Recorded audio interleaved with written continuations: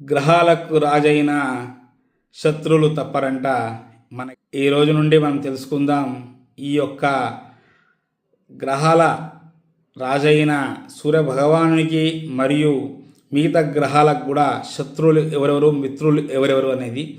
ఈరోజు మనము సూర్య భగవానునికి తీసుకున్నట్టయితే చంద్రుడు మరియు మంగళకుడు అంటే అంగారకుడు మరియు బృహస్పతి, వీరు ముగ్గురు కూడా మిత్రులు. శత్రువు వచ్చేసి శని మరియు శుక్రాచార్యుడు, పుత్రుడైన శని మరియు శుక్రుడు. బుధుడు మధ్యమముడు కాబట్టి సమతుల్యుడు అని కూడా బుధునికి అంటుంటాము. కాబట్టి మన జాతకాలలో కూడా శత్రువులు మిత్రులు కలిస్తేనే మన జాతకంలో యుద్ధం అనేది ప్రారంభమవుతుంది. కాబట్టి అది తెలుసుకోవాలి అనే ఉద్దేశంతో, ప్రతి ఒక్కరికి తెలవాలనే ఉద్దేశంతో ఈ రోజు నుండి ప్రతి ఒక్క గ్రహానికి గురించి మీకు వివరంగా ఇవ్వడం జరుగుతున్నది.